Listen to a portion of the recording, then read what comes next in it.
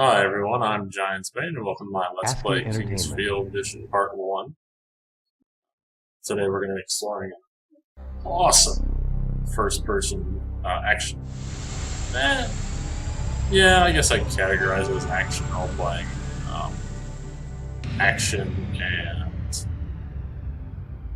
kind of like sandboxy-ish exploration, maybe.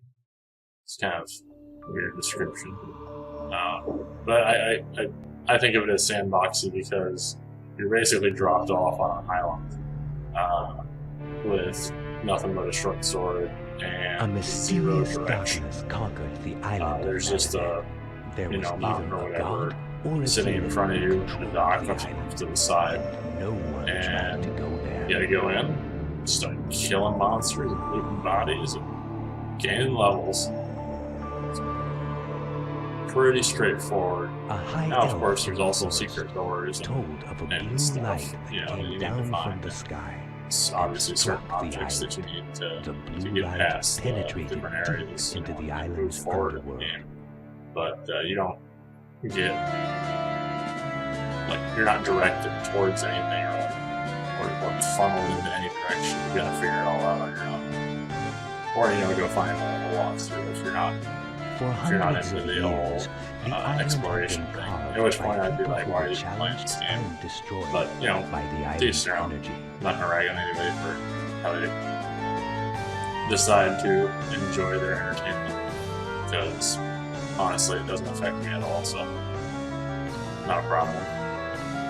Legends say Great. never This is a approach the cliched fantasy story island, for going a into sleeping here beast on this in the long walk darkness up to the top of the tower. waits for a great awakening.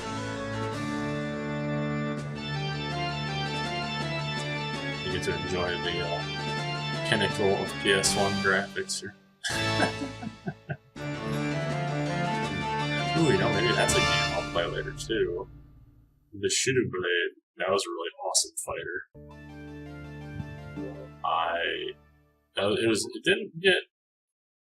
It wasn't as popular as other ones, but it was really, really visceral. But anyway, I'm getting off track. On to the game. So here we are. Starting point, 50 health, 30 magic. Don't have any spells yet, so the magic doesn't matter. Little orange bar on your health is your stamina, or whatever. When your stamina is full, and you swing an attack, you do full damage. You can rapid fire attacks when your stamina, without your stamina refilling all the way, but they'll do less damage. So, also, your attacks interrupt enemies if you hit them like mid-swing. So, it's a nice little thing you can employ as part of your combat strategy, because it's real-time combat. So none of that turn-based namby-pamby stuff we have to deal with in some other games. Let's see, what's that helmet at? Oh, whatever, fuck it, doesn't matter. Not important. It's unnecessary. Most of the monsters at this level, you can completely avoid getting hit by anyway. If you're careful anyway, that is. So these these dudes look like giant ticks with like tentacles. Weird. You can see how short the reach is on that stupid short sword that you start with. Also, you can use the L and the R buttons to strafe left and right, so that's pretty cool. Helps with your movement a lot. I have to check in the settings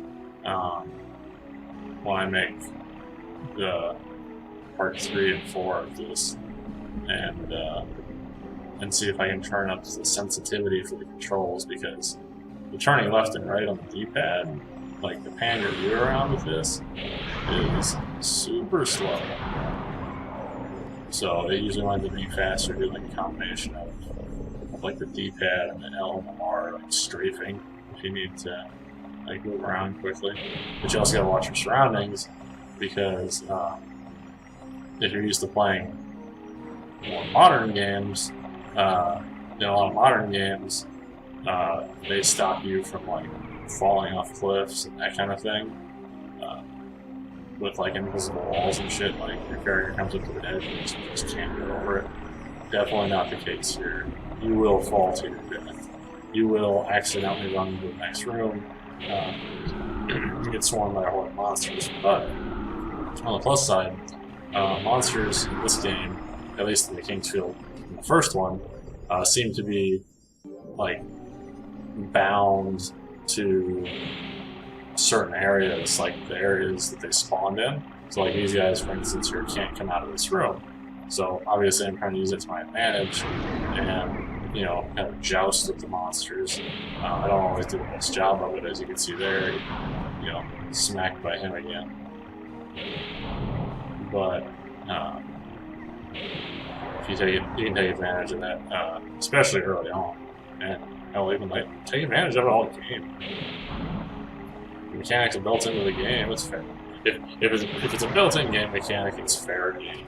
People like to say, oh, it's, you know, like things like, oh, you're exploiting, you know, game mechanics are bad. It's like, oh, I'm sorry, the developers built it this way for a reason, and you know what? It was intended, so therefore it is fair game. If I was using a game genie that like had cheat codes or something, that'd be different. But I'm not, because I don't enjoy cheating in these games. It kind of like, you know, kind of defeats the whole purpose. Why do I want to, you know, make myself invincible and like one hit everything, and, you know, all that kind of dumb crap.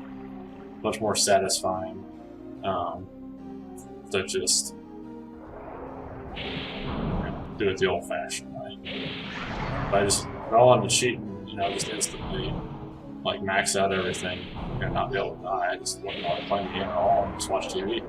Is that basically what you'd be doing at that point?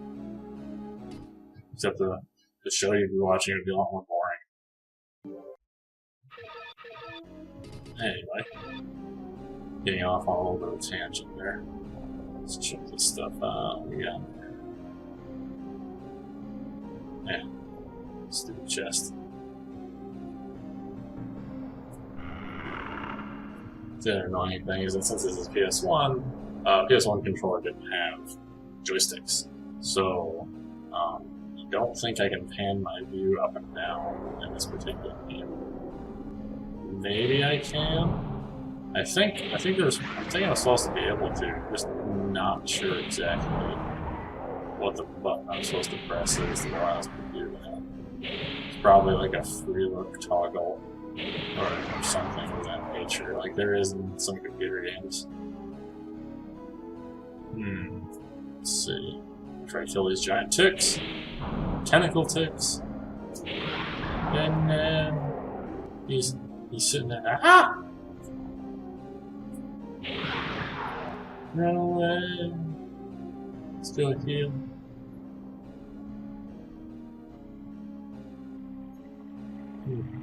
Well, I tried it twice there because it always heals you before one shot. Let's go explore over here a little bit. This very inconspicuous secret door. Now, you can hear the door closing behind you. Like the door doesn't. I noticed something with the secret doors is that they don't start to close until you have gotten a certain distance away from them. So after you attract the monsters like to come after you, you can turn and open the secret door up. I didn't know that at first when I tried to fight the monsters in that room up there, and so I wound up getting like my health a little low, and I was backed up against the wall, and I couldn't get away. Wind up eating dirt, but yeah, that's just part of life. Sometimes you gotta eat shit to learn how not to eat shit. Ah. Don't touch me, tentacle tick.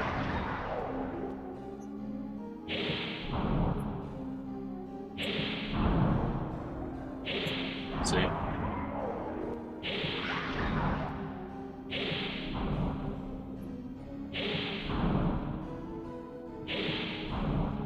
Yeah, good. It's weird looking.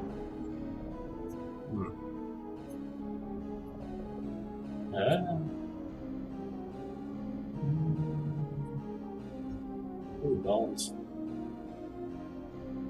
I'm gonna mess you up, Tank. That's it. Come here.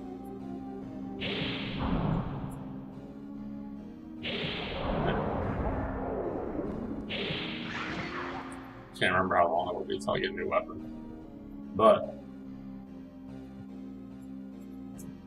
I'm a firm believer in practicing with a pile of crap, because if you get good at killing stuff with a really crappy weapon, by the time you get a good weapon, things are just gonna like become awesome. Just be like, got a good weapon now, everything is awesome. Alright, let's see, what is down here? Do I wanna... let's go check out that secret one first. I need to go die before I get smart enough to actually go explore down below. Something over there. Alright. Can't get over there yet. We don't know how.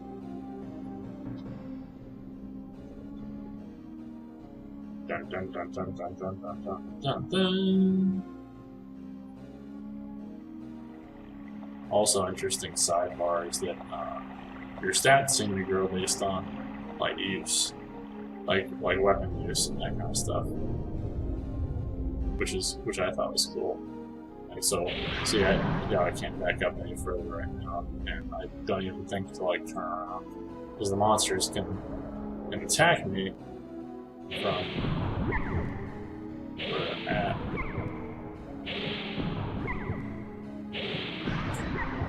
And instead of running out in the middle of the room, you know, like a smart person, my dumb ass is like, oh no, let me back up a little bit. Oh no, I missed. Did I suck? And get killed by the tentacle tip. And when you get killed, if you did save your game, it won't automatically load it. It'll always send you directly back to the very beginning. So if you save your game like way further down, and you die, and you don't like freak out and be like, oh my god, what the fuck, I didn't save my game? Like, no. Just open up the, inventory menu and go to load. You'll be fine. I didn't get a chance to load yet because I passed up the area that I later found out had the save in. To go check out the top floor first, with the save areas behind a hidden door downstairs. Anyway, now that I know a little bit more what I'm doing, a little more comfortable with the combat, you can totally rock out. Yeah. You can totally rock out down here. 2 ticks. Circle around. Healing.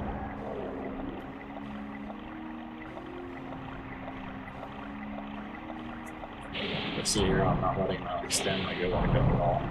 And I'm keeping it stuck in place, but no damage. Because by then it should have shrunk down if there were full-on hits. But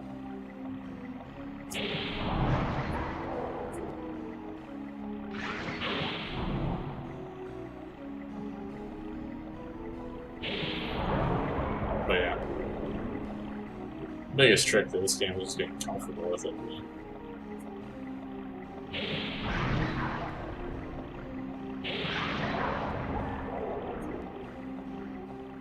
Well, I guess I could say the same thing about Contra 3.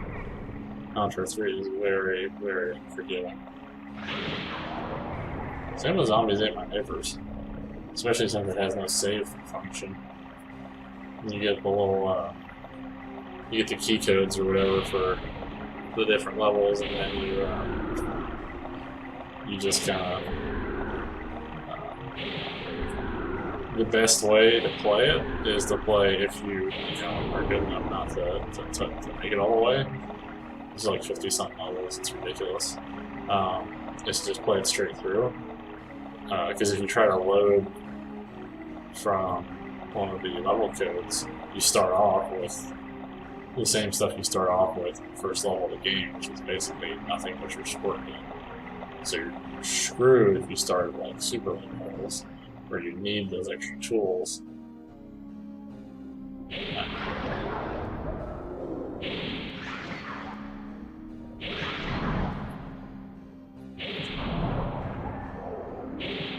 biggest thing with this game and a lot of other games is patience. Patience with the game, patience with like combat, patience with the exploration, because you gotta do a lot of it to find all the stuff that you need. And if you're not patient in combat, you'll wind up just, getting yourself killed. So patience, patience, patience. What it's all about. I had a brain fart and thought there was stuff in there. Oh, there's stuff in this one.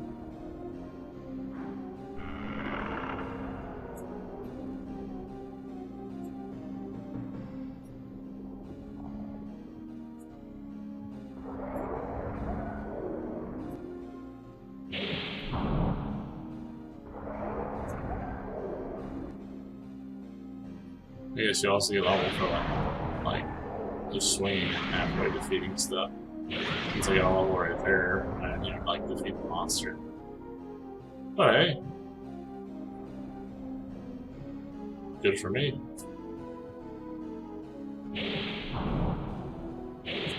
Now, time to go eat.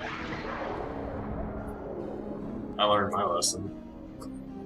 Always stay at full health.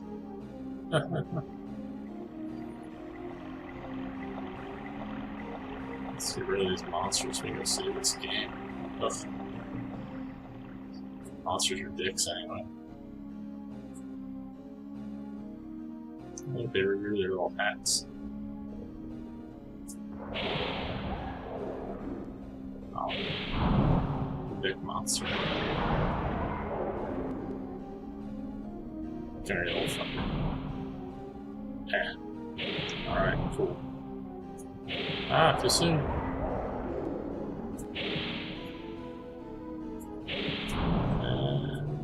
Huh.